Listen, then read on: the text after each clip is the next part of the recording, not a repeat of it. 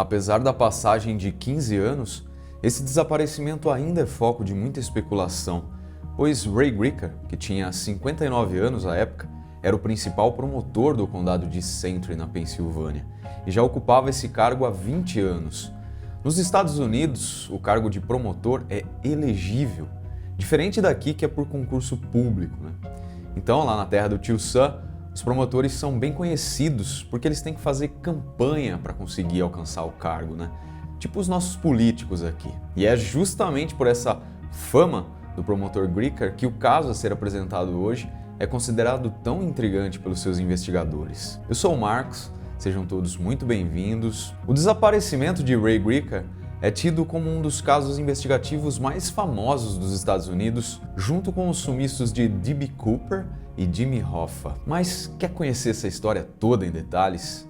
Então clica no like para não esquecer, verifica também o sininho aí da sua inscrição para sempre ficar por dentro dos novos vídeos aqui do Insólito que saem às segundas e quintas-feiras, às vezes aos sábados também. Fechado? Bom, então vamos aos fatos.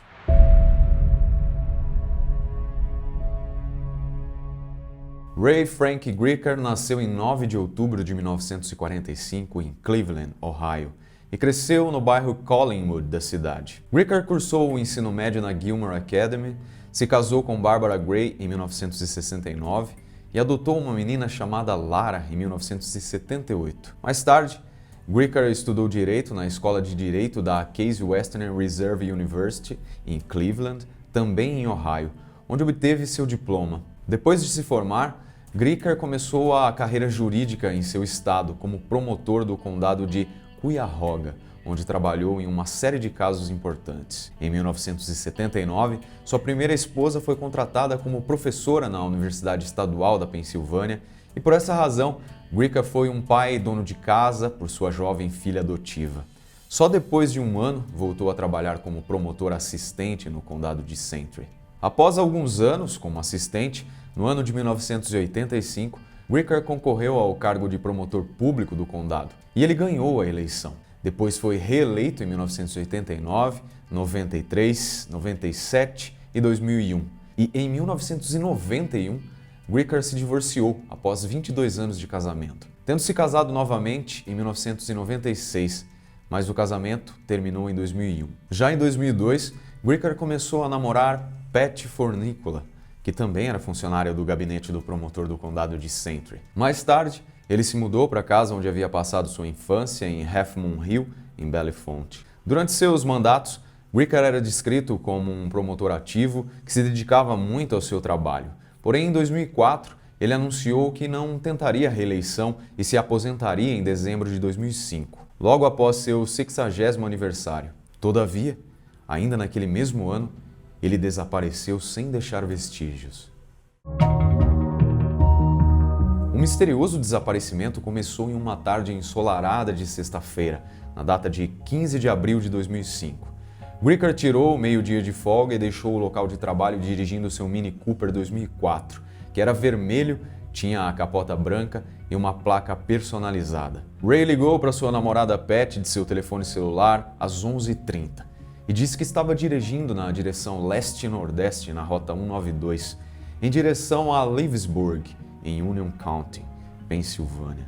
Todavia, o dia acabou e ele não voltou para casa, e Pat, preocupada com a falta de notícias do namorado, relatou o desaparecimento dele às autoridades às 23h30 daquela mesma noite. Bem, ele era promotor, devia ter alguns inimigos que transitavam pela margem da sociedade, certo? Sim, tinha.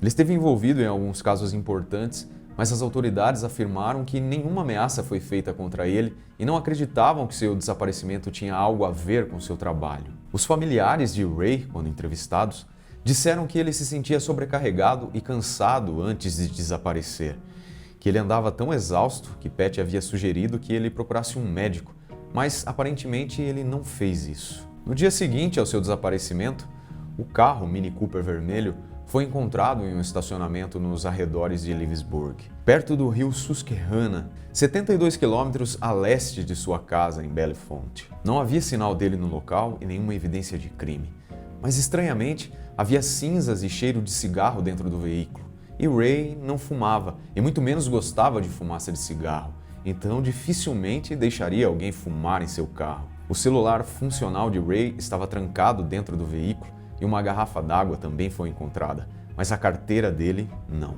Foi feito o exame de DNA e apenas o DNA de Ray estava na garrafa, indicando que ele tinha bebido daquela água. As chaves do Mini Cooper não estavam lá e elas nunca foram encontradas. Foram feitos exames para achar impressões digitais no veículo e até encontraram algumas delas. Porém, nenhuma estava completa, de forma que pudesse ser analisada e assim encontrar a que indivíduo pertencia. Tinha uma loja de antiguidades ali perto, então pensaram que ele poderia ter ido até lá, pois Ray gostava de antiguidades e já tinha ido até aquela loja antes. Mas naquele dia isso não foi confirmado. O dono da loja disse que o viu no estacionamento, ou pelo menos era alguém parecido com o promotor, e que parecia que estava esperando por alguém. A polícia claramente foi até a casa de Ray e lá constatou que ele não tinha levado malas, roupas ou outros pertences.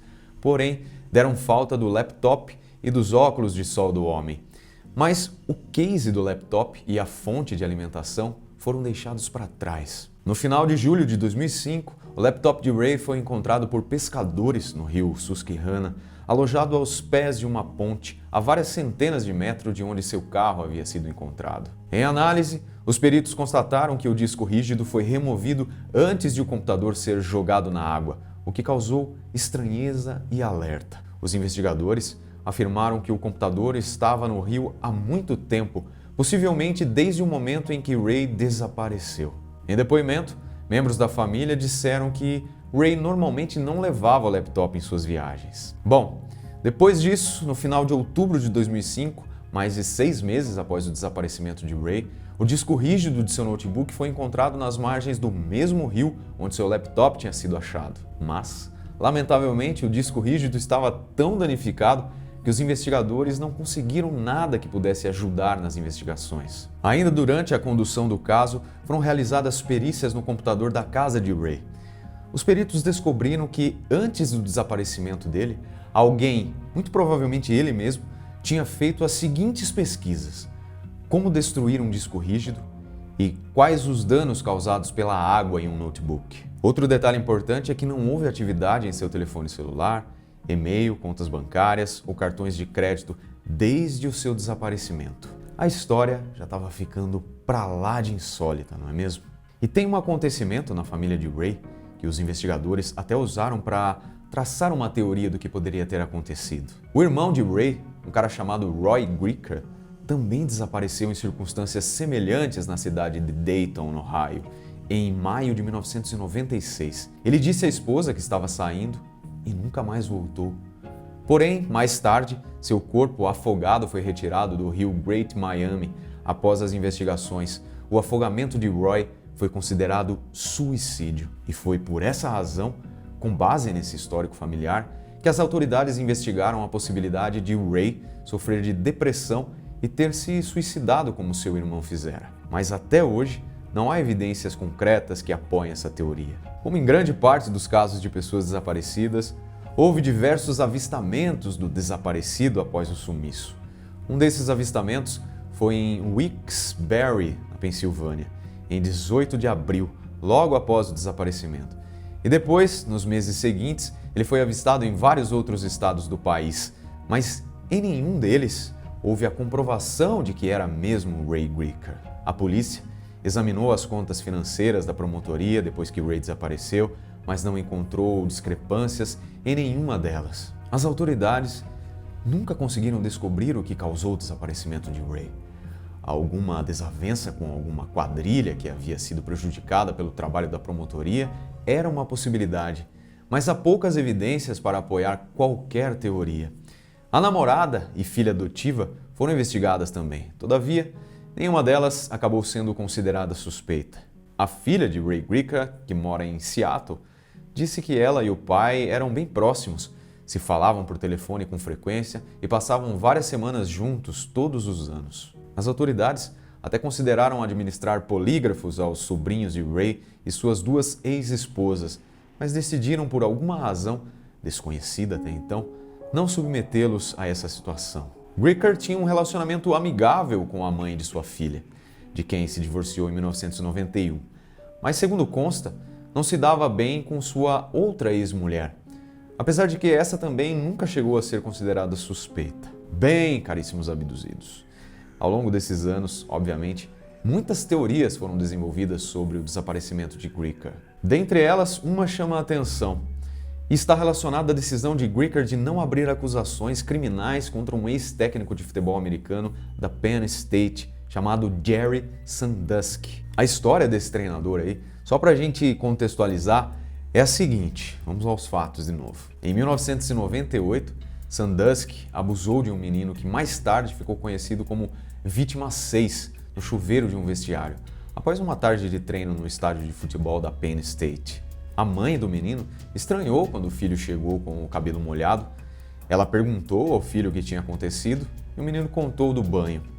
E apavorada, a mãe informou então as autoridades. A mãe desse menino, mais tarde, confrontou o técnico Sandusky em sua casa enquanto a polícia ouvia a conversa. Sandusky disse à mãe da vítima 6 que ele desejava estar morto e sabia que não teria seu perdão. Porém, mesmo com todas essas provas, ao final das investigações, Greeker não apresentou acusações contra Sandusky. Apenas anos mais tarde, com novas alegações, Sandusky foi preso e condenado por acusações de abuso sexual infantil.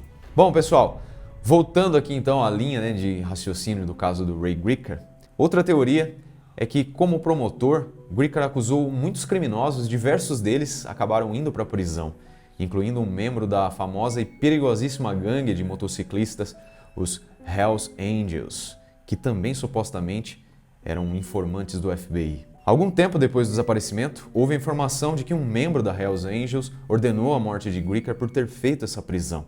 No entanto, as autoridades disseram mais tarde que essa informação levou a lugar algum. Bem, se tinha algum fundo de verdade, não teve como provar. Bom, galera, mesmo com tantas teorias e anos de investigação, o desaparecimento do promotor Ray Frank Greeker continua sem solução e as circunstâncias em torno de seu desaparecimento não são claras. Muito embora há quem diga que esse caso não é tão misterioso assim. Segundo as leis americanas, Ray foi declarado legalmente morto em julho de 2011. Há sempre quem acredite na possibilidade de alguém cujo desaparecimento é tão misterioso ter optado por sumir e começar uma nova vida em outro lugar. Mas já pensou o quão difícil isso seria na prática?